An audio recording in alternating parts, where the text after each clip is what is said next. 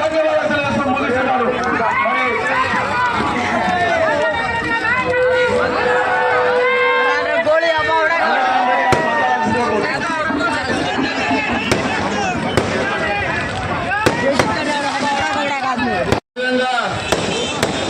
ధనరాజ్ గారు, కుమార్ గారు, కృష్ణగౌడ్ గారు, సత్తయ్య గారు, యాదగిరి గారు, పెద్దలందరికీ, ఈ 3 కౌన్సిలర్లకు, అదేవిధంగా అధ్యక్షురాలు మంగమ్మ గారికి, మరి అందరికీ పేరు పేరున నమస్కారాలు తెలియజేసుకుంటున్నా. ముఖ్యంగా ఈరోజు మన 399 రూపాయలు గ్యాస్ సిలిండర్ ఉండే, మరి డీజిల్ పెట్రోల్ 50 రూపాయలు డీజిల్ ఉండే, 55 రూపాయలు పెట్రోల్ ఉండే. డీజిల్ ఎంత అయింది? 110 రూపాయలు పెట్రోల్ అయింది. మనం చేస్తున్నా. అందుకనే మనం ఇబ్రాహీంపట్నంలో ఎమ్మెల్యే గారికి 40,000 మెజార్టీ ఇచ్చారు. కిరణ్ కుమార్ రెడ్డి గారికి అంతకంటే ఎక్కువ మెజార్టీ పెట్టి కాంగ్రెస్ పార్టీని గెలిపించాల్సిందిగా కోరుకుంటూ సెలవు తీసుకుంటున్నాం. అభ్యర్థి రేపు కాబోయేటువంటి మన ఎంపీ కిరణ్ కుమార్ రెడ్డి గారు. వేదిక మీద ఉన్న పెద్దలందరూ, సోదరులందరికీ పేరు పేరున నమస్కరిస్తున్నా. కిందున్నటువంటి మా అక్క చెల్లెళ్ళు, మా అన్న తమ్ములు, మా యువ కిషోరాలు, మా యువ నాయకులు అందరికీ కూడా మీ అందరూ ఒక్కటే. మొన్ననే మనకు ఎన్నికలు జరిగినాయి, 3 నెలల కిందనే ఎన్నికలు జరిగినాయి.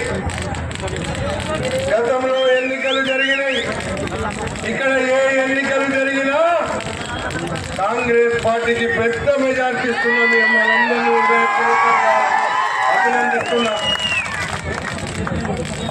టీఆర్ఎస్ పార్టీ అధికారంలో ఉంటే ఇక్కడ 24 సీట్లకు ఎన్నికలు జరిగితే 18 మంది మన కౌన్సిలర్లను, మన చైర్మన్ గెలిపించిన ఘనత మీ అందరిదని చెప్పి ఈ సందర్భంగా మనం చేసుకున్నాం.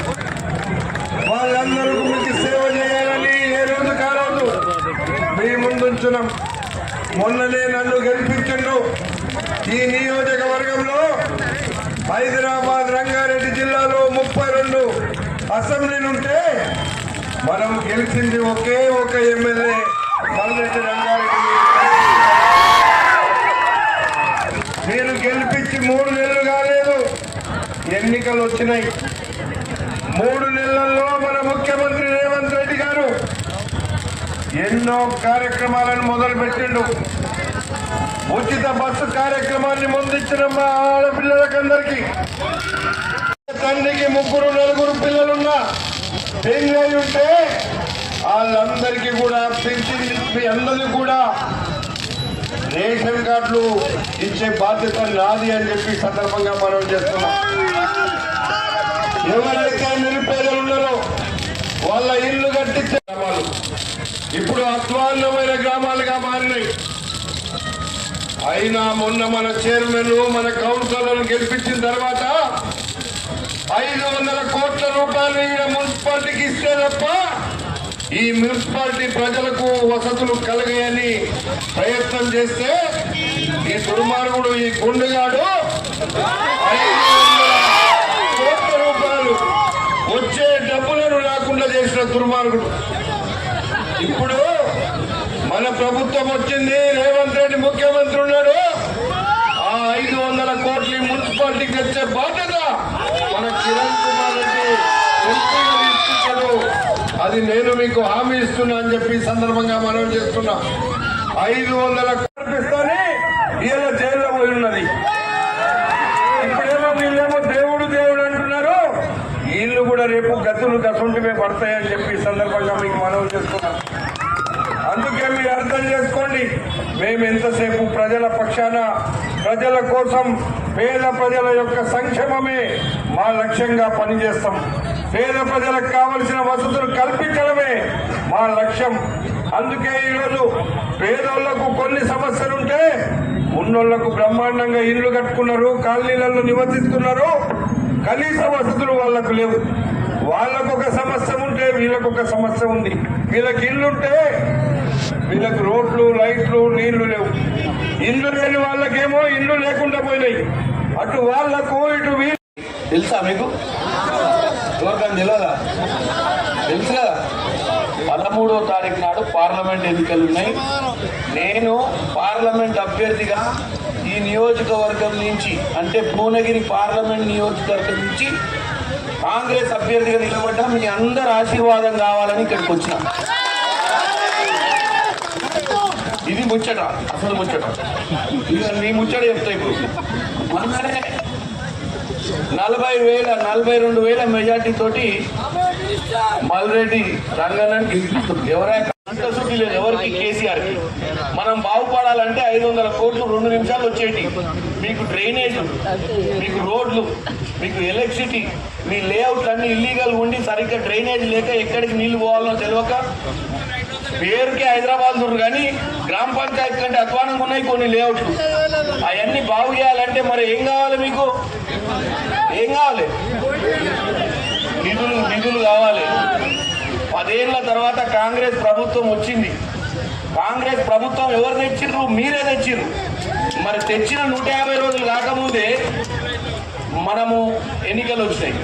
ఇప్పుడు వాడెవడో వీడెవడో బిచ్చగాడు వచ్చి చెప్పిన ముచ్చటి నకురి. ఆ కేసీఆర్ కి 10 ఏళ్ళు పాలన ఇచ్చిరు కదా, మరి ఏం వీకిండు? 9 లక్షల అప్పులు వీకిండు.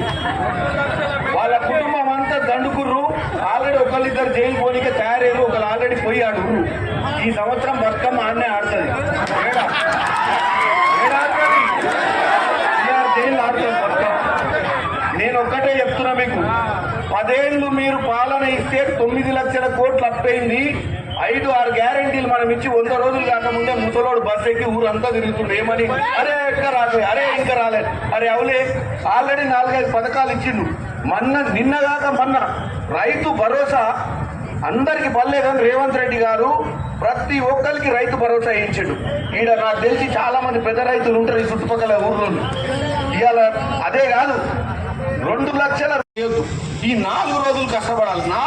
3 రోజులు ఉంది. ఈ 3 రోజులు ఇంటింటి ప్రచారం చేయండి. కాంగ్రెస్ పార్టీని అధికారంలోకి ఎందుకు తీసుకురావాలో చెప్పండి. కాంగ్రెస్ పార్టీ 5 ఏళ్ళు కాదు 20 ఏళ్ళు మీ ఎమ్మటి ఉంటుంది. గతంలో కూడా 60 ఏళ్ళు కాంగ్రెస్ పార్టీ పరిపాలించింది. కుల మతాల భేదాలు పిచ్చు పెట్టి పరిపాలించలే. ప్రజల సమస్యలు, పేదోని గురించి, దళితుని గురించి, బడుగు బలహీన వర్గాల గురించి ఆలోచించింది తప్ప కాంగ్రెస్ పార్టీ కులాల మతాల మధ్యన చిచ్చు పెట్టలే. కమిషన్ల కోసం ప్రాజెక్టులు చేయలే. కాళేశ్వరం కడితే 2 ఏళ్లలో కూలింది. కాంగ్రెస్ పార్టీ కట్టిన శ్రీశైలం చూడండి, కాంగ్రెస్ పార్టీ కట్టిన నాగార్జున సాగర్ చూడండి. ఎందుకు కూలే? పాలన చేస్తే చిత్తశుద్ధి ఉండాలి. నేను ఎక్కువ ముచ్చట చెప్పా, ఎందుకంటే సగం మంది పొదామని చూస్తున్నారు. 2 ముచ్చట్లు ఇక లాస్ట్. మీరు దయచేసి మీకు ఒక్కటే ముచ్చట చెప్తా. నేను కూడా సామాన్య కుటుంబంలో పుట్టిన. నేనేం గాల్లోకెళ్ళి ఊడి పల్లె. నేను యూత్ కాంగ్రెస్ ఎన్ఎస్ఏ లెక్క గీన్నే జెండాలు పట్టుకొని తిరిగేటోని 20 ఏళ్ళు. కాంగ్రెస్ పార్టీ నన్ను గుర్తుపట్టి గీడి పోరాడు బాగానే ఉందని టికెట్ ఇచ్చింది. మరి ఎవరు గెలిపించుకోవాలి? నన్ను మీరు గెలిపించుకోవాలి. ఇంకొక కార్యకర్తకు టికెట్ రావాలంటే ఇళ్ళకెళ్ళి వచ్చిన కార్యకర్తను గెలిపించుకుంటే కాంగ్రెస్ పార్టీ ఇంకో కార్యకర్తకు టికెట్ ఇస్తుంది. లేకపోతే ఏమంటారు కదా కాంగ్రెస్ పార్టీ, అరే నీ అమ్మాయి పోరానికి టికెట్ ఇస్తే ఈడు పనికి రాలేదు, ఎవరినన్నా బయట నుంచి పక్క పార్టీలకు వెళ్ళి ఎత్తేనే గెలుస్తారని చెప్పి మీరు రోజు అంటారు ఆ పార్టీ వచ్చి ఈ పార్టీ వచ్చి గెలిచిండు, మరి వానికి ఎందుకు టికెట్ ఇస్తారు? కాంగ్రెస్ లో 20 ఏళ్ళు పనిచేసిన టికెట్ ఇస్తలేరని రోజు చర్చలు పెడతారు. మరి వాళ్ళు నాకు ఇచ్చిండ్రు. పౌరుషంగా మనం నిలబడి గెలిపించుకోవాలని మీ అందరినీ కోరుకుంటున్నాం. ఎందుకు చెప్పనా? ఎవరినైతే సామాన్యుని గెలిపించుకుంటారో సామాన్యుల కష్టాల గురించి మాట్లాడగలుగుతాడు. మిమ్మల్ని గెలిపించుకున్నందుకు రేపు పొద్దున మిమ్మల్ని నాయకులు చేయడానికి నేను పోరాటం చేస్తాను. ఇవాళ ఇది నా ఎన్నిక కాదు, మీ ఎన్నిక. ఇవాళ ఎన్నిక అయిపోతే రేపు గ్రామ పంచాయతీ, సర్పంచ్, ఎంపీటీసీ, జెడ్పీటీసీ ఎన్నికలు ఉన్నాయి. మరి జాగ్రత్తగా ఓటేసి కాంగ్రెస్ పార్టీని గెలిపేయమని కోరుకుంటూ మీ అందరికీ నా హృదయపూర్వక నమస్కారాలు తెలియజేస్తూ ఇక్కడికి వచ్చినటువంటి ప్రతి ఒక్కరికి యూత్ కాంగ్రెస్, ఎన్ఎస్ఐ, మహిళా కాంగ్రెస్, ఇక్కడ ఉన్నటువంటి కౌన్సిలర్లు గ్రామ పార్టీ అధ్యక్షులు ఇంకెవ్వరున్నా కాంగ్రెస్ కార్యకర్తలందరికీ నా హృదయపూర్వక నమస్కారాలు. ఈ మూడు రోజులు ఈ మన కాంగ్రెస్ పార్టీ భవిష్యత్తు ఎవరి చేతులుంది? ఎవరి చేతుల? మీ చేతుల. ఈడ అన్నని ఎవరు గెలిపించారు? మీరు గెలిపించారు. అన్న ఈరోజు గర్వంగా నేను ఎమ్మెల్యే అయిన ఇబ్రహీంపట్నం 20 సంవత్సరాలు పోరాటం చేసిన